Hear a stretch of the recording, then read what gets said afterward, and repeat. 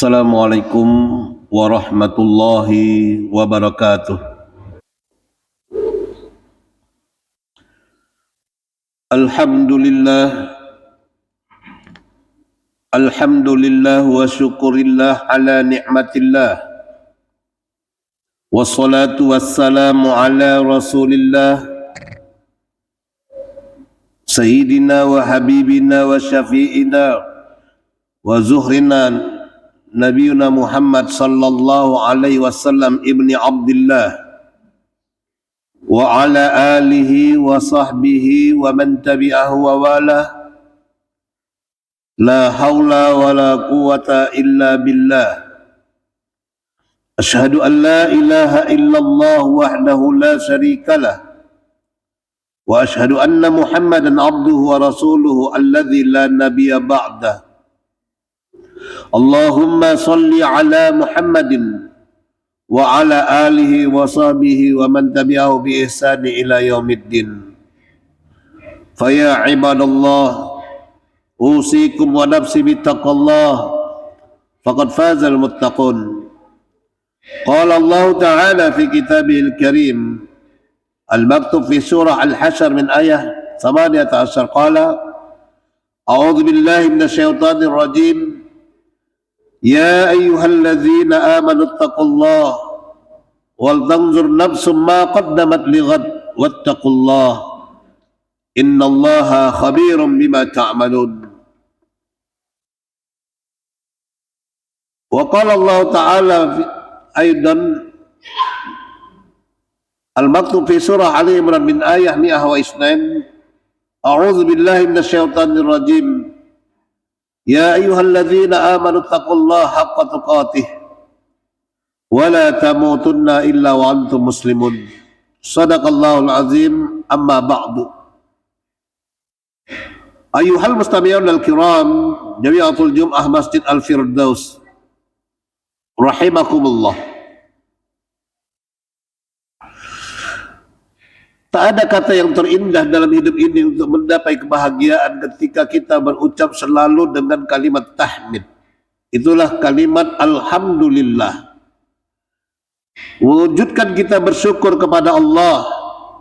Dengan bersyukur kita kepada Allah akan mendatangkan suatu ketenangan dan kebahagiaan dalam hidup ini.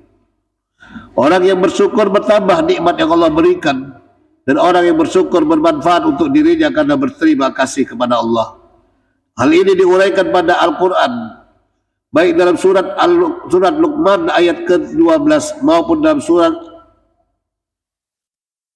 Ibrahim ayat ke-7, di mana Allah katakan wa may yashkur fa innama yashkuru li nafsihi. Siapapun yang bersyukur hakikatnya ia berterima kasih untuk dirinya sendiri. Di ayat lain Allah katakan la in syakartum la azidannakum. Siapapun yang bersyukur dengan nikmatku, aku tambah nikmatku kepadamu. Begitu indahnya tahmid yang kita selalu ucapkan. Bersama dengan itu salawat beserta salam kita ucapkan kepada junjungan kita Nabiullah Muhammad sallallahu alaihi wasallam. Dengan berbanyak kita salawat, insyaallah Allah berikan rahmatnya kepada kita karena kita jadikan Rasulullah sebagai tauladan dalam hidup ini. Maka orang-orang yang selalu menjadikan Rasulullah sebagai tauladan, maka identik dia dengan memperbanyak salawat dalam kehidupan dan segala perilaku dan tingkah laku serta perbuatannya menjadikan Rasulullah sebagai panutan. Hadratul Muhtaramin Jami'atul Jum'ah Masjid Al-Firdaus rahimakumullah. Pada khutbah kali ini khatib ingin mengimbau dan mengajak untuk kita semua, mari tingkatkan iman dan ketakwaan kita kepada Allah. Dan kedua, mari kita selalu menjaga kehidupan ini dalam nilai-nilai suatu ibadah. Dan yang ketiga yang pasti, jagalah hidup ini kita bersama dengan Allah dengan berbanyak sabar. Bukankah Allah katakan dalam Al-Quran pada ayat 155 hingga 156, di mana Allah Subhanahu wa taala berfirman, A'udzu billahi minasyaitonir rajim. Wa lanabluwannakum bisyai'in minal khaufi wal ju' wa naqsin minal amwal wal anfusi wath thamarat wa basyiris sabirin alladzina idza asabatuhum musibah qalu inna lillahi wa inna ilaihi raji'un. Shadaqallahul azim. Allah sampaikan dalam Al-Quran pada ayat ke-155 hingga ayat 156 dalam surat Al-Baqarah, di mana Allah katakan, kami uji engkau wahai hambaku dengan rasa takut, walju' dan rasa lapar, wanaksi minal amwal, kekurangan harta benda, wal anfusi, bahkan jiwa raga kita, wathamarat, kekurangan buah-buahan atau pangan. Maka ketika Allah katakan wa basyiris sabirin, gembirakan orang-orang yang sabar. Jadi kita menjadi orang yang sabar. Kenapa bisa demikian? Karena Allah katakan innallaha ma'as sabirin di ayat ke-153 surat Al-Baqarah. Tapi yang jelas di sini ketika Allah katakan orang-orang yang sabar itu, bayanul ayah bil ayat. Ayat berikutnya menjelaskan ayat terdahulu. Di ayat 156 Allah katakan orang yang sabar itu alladzina idza asabatuhum musibah, bila datang kepadanya satu musibah, qalu, mereka berdoa dan berkata kepada Allah, inna lillahi wa inna ilaihi rajiun. Sesungguhnya kami ini milik engkau ya Allah, dan kami akan kembali kepada engkau ya Allah. Dari ayat ini bisa kita fahami keseimbangan hidup dalam kehidupan yang pernah kita kaji. Ada 4 hal keseimbangan, diantaranya berkaitan dengan syukur dan sabar. Kalau kita uraikan 4 keseimbangan yang disebut dengan at-tawazun. Yang pertama, at-tawazun bainal ilmi wal amal. Kita seimbangkan antara ilmu dan amal perbuatan kita. Yang kedua, at-tawazun bainal syukri was sabar. Kita seimbangkan antara syukur dan sabar. Yang ketiga, at-tawazun bainal doa wal ikhtiar. Kita seimbangkan antara doa dan ikhtiar kepada Allah. Yang keempat, at-tawazun baina salih li nafsi wa salih ijtima'i. Keseimbangan yang harus kita jaga, kebaikan individu maupun kebaikan sosial. Dari 4 keseimbangan ini yang kita baca dalam Quran surah Al-Baqarah 155-56, yaitu at-tawazun baina syukri was sabar. Keseimbangan antara syukur dan sabar. Ketika kita bersyukur tidak diiringi dengan sabar, kadang-kala bisa berubah jadi kufur. Atau begitu sebaliknya, ketika kita sabar tanpa merasakan rasa syukur, tak akan ada kebahagiaan yang kita jadikan dalam hidup ini. Maka orang-orang yang bersyukur, orang yang bersabar, dia akan tahu akan keindahan hidup dalam kebahagiaan dalam menuju keridhaan Allah. Ketika dia bersyukur, hatinya senang. Ketika dia bersyukur, ucapannya selalu diridai oleh Allah. Ketika dia bersyukur, perbuatannya senantiasa perbuatan yang untuk mendapatkan keridhaan Allah Subhanahu wa taala. Maka orang yang bersyukur hatinya terjaga dalam zikrullah dan berucap tahmid alhamdulillah dan berbuat dengan perbuatan yang diridai Allah. Segala apa yang dilakukan selalu mendapatkan keridhaan Allah Subhanahu wa taala. Orang yang bersyukur ini akan terasa nikmat ketika diiringi dengan sabar. Sabar kita pahami ada 3 tempatnya.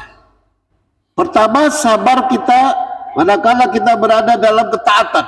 Itu yang disebut dengan sabar dalam taat. Dalam peraturan, dalam segala bentuk kesepakatan yang telah kita lakukan dalam satu keseimbangan pada saat kita menghadapi dalam sebuah kenyataan. Dan sekalipun tidak ada orang yang menyaksikan, kita tetap dalam ketaatan. Orang yang demikian sabar dalam taat. Satu contoh kita ambil. Ketika berpuasa, kita saat itu berkumur-kumur untuk berwudu. Di saat itulah kita diuji oleh kesabaran yang penuh dalam taat. Sekalipun tidak ada orang yang mengetahui apakah kita minum air seteguk atau tidak. Tapi dalam ketaatan kita tidak meminum air walaupun kita saat itu sangat haus dan penuh dahaga. Tapi kita tidak melakukannya, berarti kita berada dalam keadaan sabar dalam taat. Ada yang kedua, sabar dalam meninggalkan maksiat. Sabar dalam meninggalkan maksiat yang terkadang kita paham kullu bani adam khata'un wa khairul khata'in at-tawwabun. Semua anak manusia ini pasti pernah berbuat salah. Tapi sebaik-baiknya orang yang berbuat salah ketika dia bertaubat kepada Allah. Pada saat dia taubat, sekalipun dia ahli maksiat sebelumnya, tapi saat dia sudah dalam keadaan taubatan nasuha, datang orang-orang mengajaknya untuk kembali dalam perbuatan maksiat, maka ketika saat itu dia menolak untuk tidak kembali dalam kemaksiatan, orang yang demikian sabar dalam meninggalkan maksiat. Yang ketiga, sabar dalam menghadapi musibah. Manakala musibah datang pada kita, kita setiap dalam saat menghadapi musibah ini, kita yakini bahwa segala sesuatu yang terjadi di permukaan bumi ini tidak ada yang tanpa seizin Allah Subhanahu wa Ta'ala. Maka ketika musibah itu datang, orang yang sabar dia selalu kembalikan pada Allah. Pertanyaannya, bagaimana musibah itu bisa terjadi dalam hidup kita yang untuk mengetahui adakah musibah ini baik atau tidak? Maka ada 3 tingkatan dalam musibah. Ada musibah yang berbentuk suatu yang namanya ujian. Ada musibah yang berbentuk yang suatu namanya peringatan atau teguran. Ada musibah yang berbentuk atau namanya disebut dengan azab, siksa. Yang pertama, kalau masuk kategori musibah itu berbentuk ujian, manakala satu hal yang terjadi pada diri kita, musibah datang, pada saat kejadian musibah itu kondisi kita dalam ketaatan yang penuh dalam perbuatan soleh, tapi juga kita berusaha untuk menjauhi perbuatan-perbuatan maksiat. Artinya amar ma'ruf nahi mungkar kita tegakkan.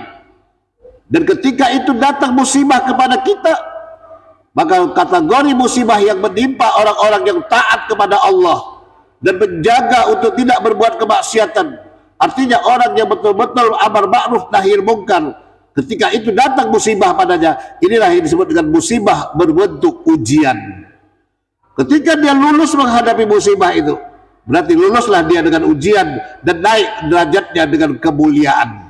Semoga kita, manakala datang musibah menghampiri kita, musibah itu datang wujudnya adalah sebagai ujian. Artinya kita dalam ketaatan kepada Allah Subhanahu wa Ta'ala, jauh dari kemaksiatan. Yang kedua, musibah yang berbentuk teguran atau peringatan. Musibah datang kepada kita, pada seseorang yang mana orang itu saat itu selalu dalam ketaatan pada Allah, penuh dengan kebaikan amal ibadah, tapi bersamaan dengan itu pula kemaksiatan pun dia jangan lakoni. Bersamaan dengan itu dia juga hobi dalam berbuat kemungkaran. Artinya dia sambi kemungkaran dengan kemakrufan. Yang makruf dia jalani, yang mungkar pun dia tidak mau tinggalkan. Maka kalau ini terjadi padanya suatu musibah, datang kepada kita sebuah peristiwa yang kita saat itu taat kepada Allah, tapi juga kita maksiat, orang yang demikian musibah datang kepadanya berbentuk teguran atau peringatan. Maka kita semoga mudah-mudahan selesai itu bertaubat dengan taat untuk tidak melaksanakan maksiat, agar kita selamat dunia akhirat. Yang ketiga, yang terakhir, ini yang na'udzubillah jangan sampai terjadi dalam diri kita, musibah berbentuk azab atau siksa. Pada siapa itu? Orang yang datang kepadanya musibah, yang orang yang bersangkutan saat dalam musibah dia cuma ada kemaksiatan dalam hidupnya, jauh dengan kedekatan pada Allah, tidak ada ketaatan sama sekali. Ketika musibah itu datang pada orang yang demikian, musibah itu disebut dengan azab. Musibah yang dapatkan perskot di dunia dikasih oleh Allah siksa, nanti di akhirat ditambahkan dan dimasukkan api neraka. Na'udzubillah summa na'udzubillah. Apapun yang kami sampaikan pada khutbah yang singkat dan sederhana ini, semoga mudah-mudahan membawa manfaat bagi kita semua, hingga kita bisa selamat di dunia hingga akhirat. Jagalah diri kita, jagalah keluarga kita, jagalah semua agar kita semua bisa mendapatkan ridha Allah dari segala apa yang kita perbuat dalam kehidupan di dunia yang fana ini. Barakallahu fil Qur'anil azim wa nafa'ani wa iyyakum bima fihi wa dzikril hakim. Aqulu qawli hadza fastaghfiruh innahu huwal ghafurur rahim.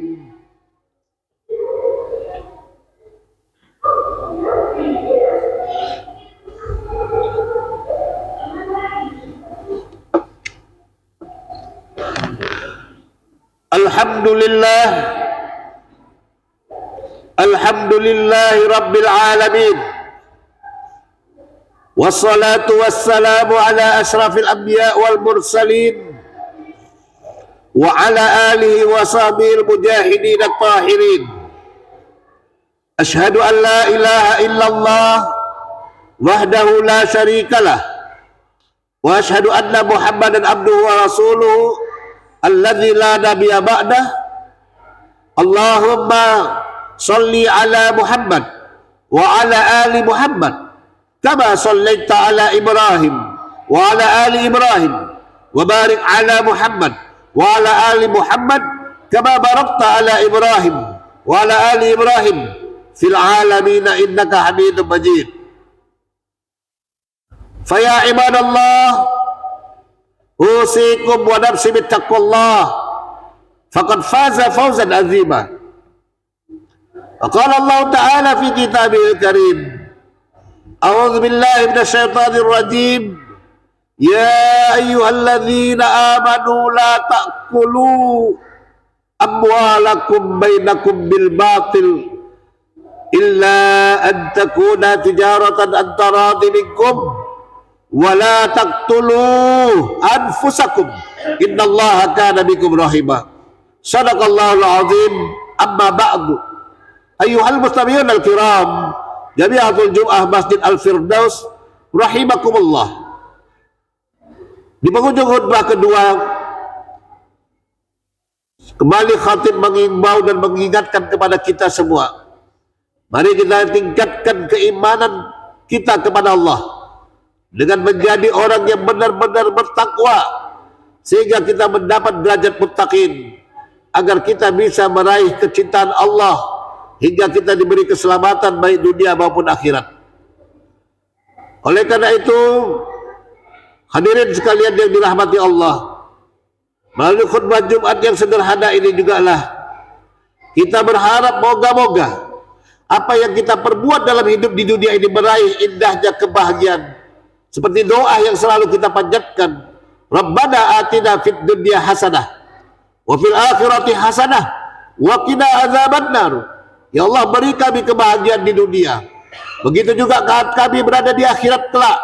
Bahagiakan kami ya Allah, dan jauhkan kami dari azab api neraka.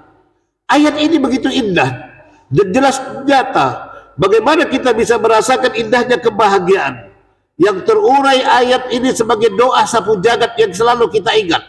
Terurai pada ayat 201 surat Al-Baqarah. Tapi terkadang kita tidak pernah dengan apa yang kita baca. Seolah kita meminta bahagia, tapi kita sendiri perilakunya jauh dari kebahagiaan. Oleh karena itu, agar kita bisa merasakan indahnya kebahagiaan yang hakiki, khatib mengimbau dan mengajak ada 5 hal langkah yang perlu kita persiapkan. Berawal dari tingkatkan keimanan, meningkat kita dalam ketaatan, dan lakukan sebuah kebaikan, dan berbuat dengan penuh keikhlasan, dan jalani ini berkesinambungan. Inilah yang disebut dengan iman, Islam, ihsan, ikhlas, dan istiqomah.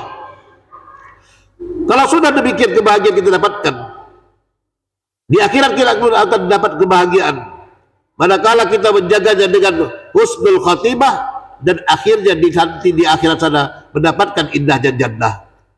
Untuk itulah mari kita berdoa, mohon kita kepada Allah, apa yang kita doakan nanti diijabah oleh Allah Subhanahu wa taala. Innallaha wa malaikatahu yusholluna 'alan nabi. Ya ayyuhalladzina amanu sallu alaihi wa sallimu taslima. Allahumma salli ala Muhammad wa ala ali Muhammad. Allahumma ighfir lil mu'minina wal mu'minat wal muslimina wal muslimat al ahya' minhum wal amwat innaka sami'un qaribul mujibud da'wat wa ya qadiyal hajat Allahumma ighfir lana dzunubana wa liwalidayna warhamhuma kama rabbayana shaghira. Allahumma sahil umurana ya Allah, wa umura walidayna ya Allah, wa umura jami'il muslimin ma damatis samawati wal ard. Allahumma inna nas'aluka salamatan fi dinina wa afiyatan fi jasadina wa ziyadatan fi ilmina wa barakatan fi rizqina wa taubatan qabla al-maut wa rahmatan indal maut wa maghfiratan ba'dal maut. Allahumma hawwin alaina fi sakaratil maut wa najata minan nari wa afwa indal hisab. Ya Allah, ya Tuhan kami, jadikan kami hamba-Mu yang pandai bersyukur, hamba-Mu yang senantiasa berterima kasih. Ya Allah, ya Tuhan kami, karuniakan kami dalam keimanan dan keislaman. Jagakan kami dalam kasih sayang-Mu ya Allah, agar hidup kami di dunia yang fana ini menjadi hidup yang penuh kebahagiaan, mengantarkan kami di akhirat nanti hidup yang penuh kebahagiaan kekal abadi, hingga kami terjaga untuk jangan sampai masuk ke dalam api neraka. Maka kami mohon ya Allah, lindungi dan naungi kami, berkahi kami dalam keridhaan-Mu. Rabbana ya Rabbana zallamna anfusana wa illam taghfir lana wa tarhamna lanakunanna minal khasirin. Rabbana atina fid dunya hasanah wa fil akhirati hasanah wa qina adzaban nar walhamdulillahi rabbil alamin. Ibadallah, innallaha ya'muruna bil adli wal ihsan wa ita'i dzil qurba wa yanha 'anil fahsya'i wal munkar wal bagyi ya'idzukum la'allakum tadhakkarun. Fadhkurullaha al-'azim yadhkurkum wad'uuhu yastajib lakum. Wa la dzikrullah akbar. Aqimus shalah.